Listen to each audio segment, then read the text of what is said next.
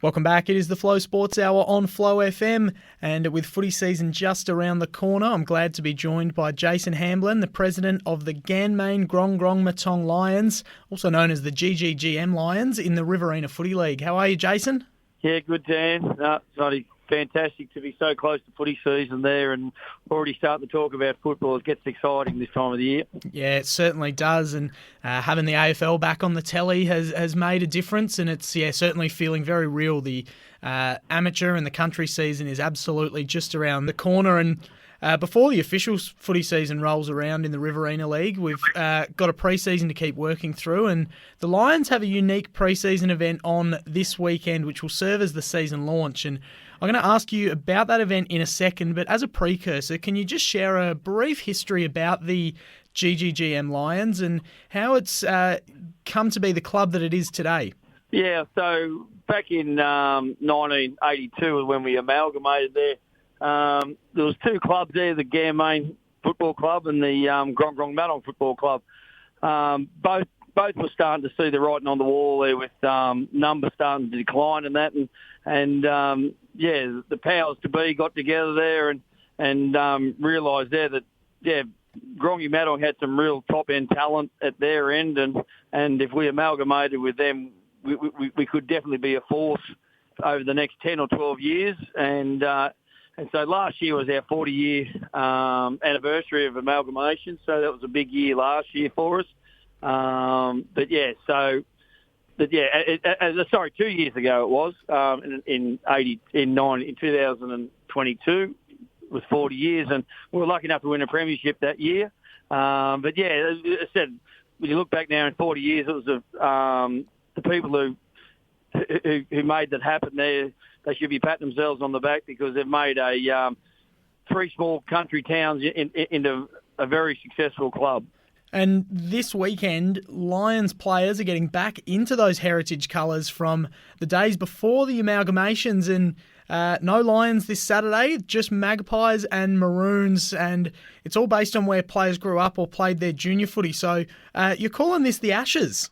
Yeah, so it all started there. We burnt a fence post there around the Ganmain ground, and then we burnt the gate around at the entry of the Matong ground, and we put it in an urn and we've made it the Ashes. That's how it all started back in the day. So it has got some relevance, and yeah, as I said, it's great there to go back to your heritage there where it all started, and as I said, like you can't move forward unless you know what your history's been, and as I said, we're very lucky at our club there that we have patrons and that there that are more than happy to sit down with the younger group there and talk about the history of the club. Now, you've got the details of this game up on the GGGM Lions Facebook page, and I was having a read through, and there was one clause which caught my eye among all of the rules for the weekend, and it says any players without a clear connection will be drafted and pledge allegiance to being a Maroon or a Magpie for life. How does the draft work? How do you decide who gets the first pick of these unclaimed players? Yeah, well, the band has been going on for a couple of days already. I'm on the group chat that are doing the draft. So so everyone who's got a grandparent or a parent or somewhere along the lines gets pulled into the Ganmain side or the Grongy Matong side, and then the rest are drafted. So there's already been some. It's virtually like the AFL there. Some blokes are trying to parcel up pick 3, 4 and 5 to try and get pick 1 there. They're really keen on getting a pick 1 there because I think Sam Martin, who's our captain coach there, I think both sides are wanting to get hold of him. So so there's been a bit of banter there of how they're going to try and get first pick, but it's going to be interesting tonight there when we put it up on the whiteboard there. And I said it's all just a bit of fun there, and it's as I said, we're only 3 weeks away from the serious stuff, so if the boys can have a bit of fun tonight and on Saturday, it'd be fantastic. All right, big draft night coming. With the packaging of picks and trying to draft the best players, how seriously do the sides take this? Because it is just pre-season, but at the same time, anytime there's an Ashes trophy or an urn on the line and pride on the line, you can't really stop footy players from playing to win. Oh, 100%. And to be honest, there's more than just the Ashes as well. Like there's also, it's virtually, some of these players are really pushing to get their first, to be in first grade in 3 weeks' time there. So, they won't be going at half throttle, these blokes. They'll be going flat. There's 5 or 6 positions up for grabs there. And as I said, like, there's some young kids that have had amazing pre-season. So it's not only the heritage and the earn and everything else, there's also first-round picks to get picked in the first grade. So, yeah, no, it should be flat out, I'll tell you that. Well, it sounds like it's going to be a huge day, and so good. It really reminds me of like state of origin footy. You go back and play for your state, and we don't have that in the AFL anymore, obviously, but it's good to have this sort of iteration of it out in the country. Oh, exactly. There, and the thing about it is that the grandparents and the parents are egging all these boys on there, so they're saying, righto, we've got to get out there and play fair dinkum football, and that this is how we played it back in the day. And as I said, there's plenty of banter like that going on at the moment. The parents and the grandparents are mostly the driving force because they can reminisce about how they donned on those colours there so many years ago. Yeah, I'm sure, especially the grandparents. I'm sure there's a lot of players from long before the amalgamation who have those fond memories, and you're probably looking at 50, 60, 70 years of family history within the club with some of these families. Oh, yeah, 100%. Like even this year, like the premiership reunion there's a 44 premiership reunion, there's a 64 premiership reunion, there's an 84. Like there's still players way back from then.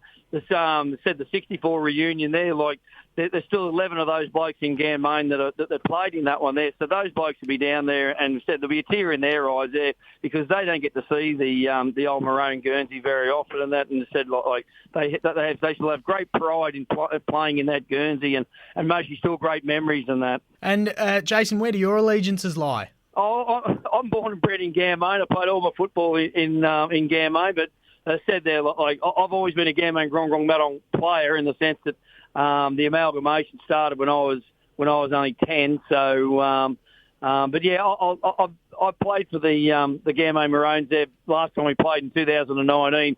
Back then, we were allowed to have five veterans to play in each side. This year we're not because of the reason is because where Easter fell this year, it was really hard to get a scratch match sorted on the right weekend. So we're sort of using this inter-club game, Ashes game there as a prelude into our first game against our arch rival Toolman. And how many times have the Ashes actually taken place? Oh, hard to gauge there. Look, we were doing it biannually before COVID happened, so we haven't had it since COVID. I'd say we would have had it maybe 3 or 4 times before that, just biannually. It was a fundraiser for the cricket club, so a couple of guys from the cricket club come up with the idea there that it'd be a great idea while cricket season was on that all the footballers crashed and bashed into each other there, and they made a bit of money out of it.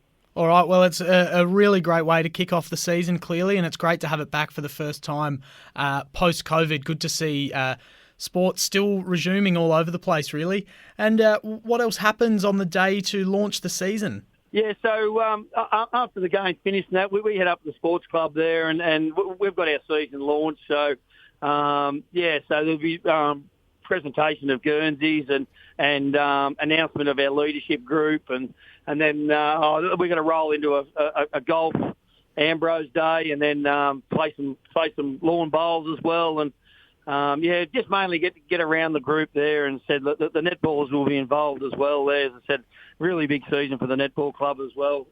Looking forward. We've got a new coach this year in Georgia Tilliard, and as I said, the club looks very strong at the moment in football and netball. So yeah, we're really excited there to have a season launch and really focus there on round 1 in a couple of weeks' time.